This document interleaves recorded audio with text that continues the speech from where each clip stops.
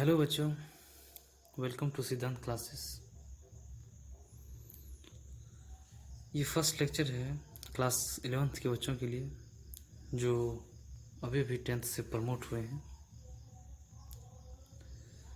और जैसा कि स्क्रीन पे देख रहे हैं हम लोग, शुरू करने से पहले आपको ये जान लेना बहुत ज़रूरी है कि हम लोग किस एजुकेशन सिस्टम के तहत पढ़ने जा रहे हैं, उसके डिफरेंट क्या क्या स्टेजेस हैं और हम लोग अभी कहाँ पे हैं और हमारी जर्नी कैसे रहने वाली है, उससे हम लोग थोड़ा एक नज़र डाल लेंगे। तो आपके लिए ये जर्नी थोड़ी आसान हो जाएगी, आप समझ जाएंगे कि आपको किन किन स्टेज से होके गुजरना है। ठीक है, तो चलिए शुरू करते हैं। स्क्रीन पे देख रहे हैं आप लोग इंडियन एजुकेशन सिस्टम।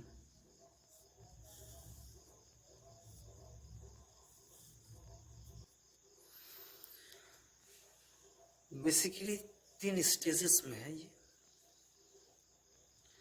एक pre nursery, after then kindergarten and next then 10+2+3 pattern education. अभी जो एजुकेशन पॉलिसी है फिलहाल वो 10+2+3 पे बेस्ड है।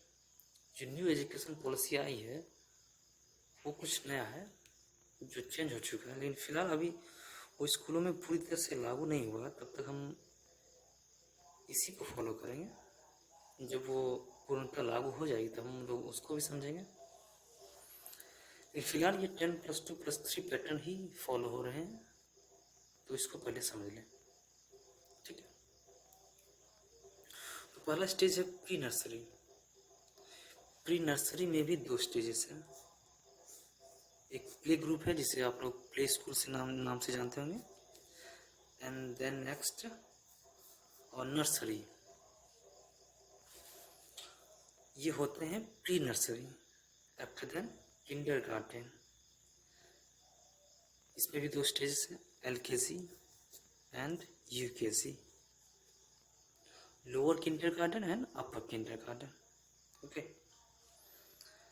उसके आगे जाएंगे तो हमारे क्लासेस शुरू होते हैं। First class, second class, third, fourth, fifth, है ना। तो 10+2+3 पैटर्न एजुकेशन में भी 4 स्टेजेस हैं, जैसा कि आप लोग देख रहे होंगे। फर्स्ट है बेसिक एजुकेशन जो 10 ईयर्स तक चलते हैं। उसमें फर्स्ट में क्या आते हैं, प्राइमरी एजुकेशन जो 5 ईयर्स है, यानी class 1 to 5। After then upper primary, that is for 3 years, class 6 to 8, and then high school education, that is 2 years, 9 and 10.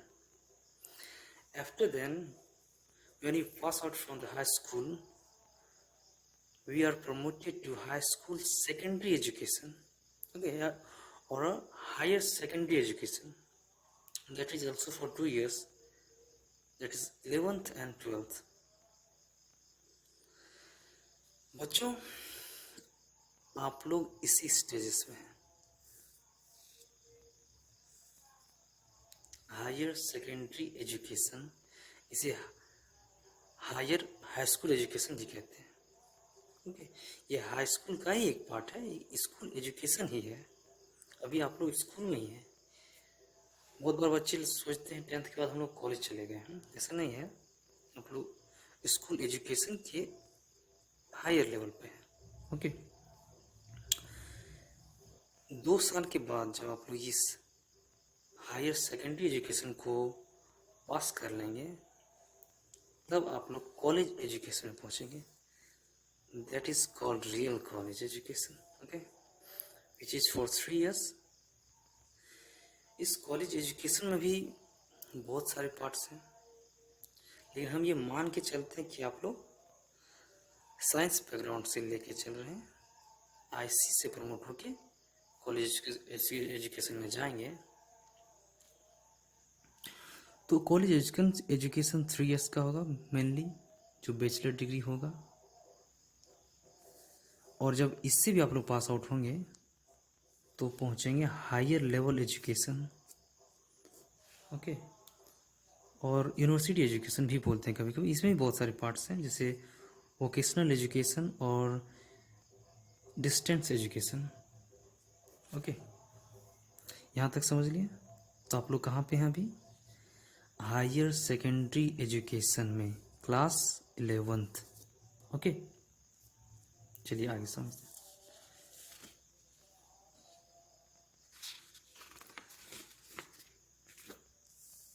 अब एक चीज़ और बताना भूल गया हूँ कि हाई स्कूल एजुकेशन में या हायर सेकेंडरी एजुकेशन में भी 3 पार्ट्स हैं अभी फ़िलहाल में। जैसे 10th तक में आप लोगों में कोई डिस्टिंक्शन नहीं होगा, जैसे कोई अलग नहीं होंगे, सबका सब्जेक्ट कॉमन होगा, सभी एक ही सब्जेक्ट लेके चले होंगे, कुछ एक आध सब्जेक्ट छोड़ के जो ऑप्शनल होते हैं उनको छोड़कर मैक्सिमम सब्जेक्ट्स कॉमन होंगे आप लोगों में। लेकिन अब 10th के बाद आपको फील्ड चूज करने का चांस मिलेगा या ऑप्शन मिलेंगे कि आप किस फील्ड में जाएंगे।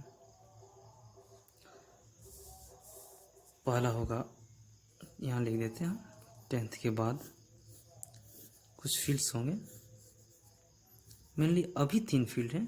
जब न्यू एजुकेशन पॉलिसी आ जाएगी तो उसके कुछ अलग रूल्स हैं जो बाद में हम लोग समझेंगे, अभी लेक्चर बहुत लंबा हो जाएगा।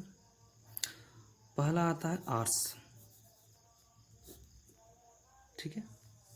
सेकेंड साइंस बोल लेते हैं। Third one is commerce. ये तीनों अलग अलग फील्ड हैं, ओके। इसमें से जिस फील्ड में आप जाना चाहें उस फील्ड को चूज कर सकते हैं। हम जो लेके चल रहे हैं बेसिकली बच्चों, साइंस में से आईसी सब्जेक्ट को में भी फिजिक्स को, ओके। हम इस सब्जेक्ट को लेके चलेंगे आगे से, ठीक है। तो आप लोग को एक मोटा मोटी आइडिया दिए हम कि हम लोग कहाँ से कहाँ तक पहुँचे हैं अब तक के जर्नी में, और अभी हम लोग कहाँ पे हैं, ठीक है। तो 10th के बाद भी आपके पास 3 फील्ड होंगे, 3 सेक्टर होंगे, आपको चूज करना होगा आप किस फील्ड में जाएंगे। अगर आप साइंस चूज करते हैं तो उसमें आईसी में हम फिजिक्स सब्जेक्ट को लेके चलेंगे। प्यारे बच्चों, आप समझते हैं हम लोग 12th के बाद हमारी जर्नी कैसे रहने वाली है, थोड़ा आइडिया लेते हैं कि 12th के बाद आप लोग को उसके बाद के फील्ड क्या होंगे, उसके बाद के किन किन सेक्टरों में आप लोग को जाने का ऑप्शन मिलेगा, या 12th के बाद कितने ऑप्शन हैं, ठीक है, उस पर देख लेते हैं। तो 12th के बाद भी मेनली 3 सेक्टर हैं, 3 फील्ड या 3 ऑप्शन आपके पास उपलब्ध होंगे। पहला है बैचलर डिग्री, जिसे आम भाषा में हम लोग ग्रेजुएशन भी कहते हैं, that is for 3 years course. अगर आप इसी फील्ड में जाएं, ग्रेजुएशन की फील्ड में या बैचलर डिग्री में, तो 3 years के बाद आप लोग मास्टर डिग्री कर सकते हैं, which is for 2 years। Masters के बाद MPhil, which is also for 2 years here, and then doctorate programs, okay, that is not defined, mainly it's for 2 to 5 years approximately। अगर आप लोग बैचलर डिग्री में ना जाएं तो ये कन्वेंशनल कोर्स होते हैं जो बहुत पुराने सब्जेक्ट्स हैं। अगर आप इन कोर्स में ना जाएं तो आपके पास सेकंड ऑप्शन होगा bachelors degree in engineering, first term, bachelors degree in pharmacy, bachelor degrees in agriculture, that all is for 4 years program, okay। अगर आप इसमें भी ना जाना चाहें तो आईसी में फिजिक्स, केमिस्ट्री एंड बायो के साथ आप बैचलर डिग्री इन मेडिसिन कर सकते हैं, यानी मेडिकल की फील्ड में आप जा सकते हैं, डॉक्टर बन सकते हैं। ओके, यहाँ तक बात समझ में आ गई होगी, उम्मीद करते हैं। चलिए, बहुत अच्छे। अब हम लोग आगे समझते हैं, साइंस की फील्ड में आते हैं। अब हमारा सब्जेक्ट साइंस है, क्योंकि मैं साइंस का विद्यार्थी रहा हूँ, तो मेरा सब्जेक्ट साइंस रहेगा, हम इसी पे डिस्कस करेंगे। ठीक है, चलिए। अब साइंस में भी हम लोग पहले ही बता चुके, हम आईसी की साइंस में हम फिजिक्स सब्जेक्ट को लेके चलेंगे। ठीक है, तो हम फिजिक्स तक कैसे पहुंचते हैं। बेसिकली 10th तक आप लोगों के पास फिजिक्स, केमिस्ट्री, बायोलॉजी करके कोई सब्जेक्ट होगा नहीं, अलग एक ही सब्जेक्ट होगा साइंस, जिसमें हम इन सारी चीज़ों को पढ़ते होंगे। लेकिन ये चीज़ें अलग कहाँ होती हैं, कैसे होती हैं, उसे इस डायग्राम से समझते हैं। ध्यान से देखेंगे साथ में। सबसे पहली बात है, जो हम लोग पढ़ने जा रहे हैं वो साइंस का एक पार्ट है, एक ब्रांच है, जो आगे जाके अलग अलग सेक्टरों में बढ़ता गया, है ना। तो साइंस के 3 ब्रांच हुए, जिसे एस्ट्रोनॉमिकल साइंस कहते हैं, खगोल विज्ञान। नेक्स्ट नेचुरल साइंस, प्राकृतिक विज्ञान। Third one is geological science, Hindi में इसे भूगर्भ शास्त्र या भूगर्भीय विज्ञान कहते हैं। फिर हम अगर फिजिक्स को खोजेंगे, इसमें हम किस ब्रांच में डालें, तो वो नेचुरल साइंस में आएगा। ठीक है, अब नेचुरल साइंस के भी 2 पार्ट हुए। पहला हुआ फिजिकल साइंस, दैट इज भौतिक विज्ञान, and next one biological science, जीव विज्ञान। और फिजिकल साइंस के भी 2 पार्ट हुए, 2 ब्रांचेस हुए। First one is physics and second one is chemistry. And biological science के भी 2 पार्ट हुए, first one botany and second one is zoology. आगे हम लोग देखेंगे, जब हम लोग 11th-12th के लास्ट तक आप लोग इस बात से वाकिफ हो जाएंगे कि फिजिक्स के भी 2 ब्रांच आगे जाके हो जाते हैं। First one is classical physics and second one is modern physics. Okay, उम्मीद है यहाँ तक क्लियर हो गई होगी बात। आप लोग चाहें तो एक स्क्रीनशॉट ले सकते हैं इसका।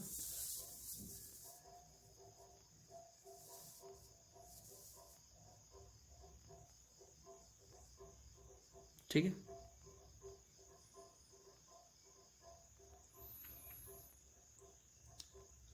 चलिए आज के लिए इतना ही। Thank you.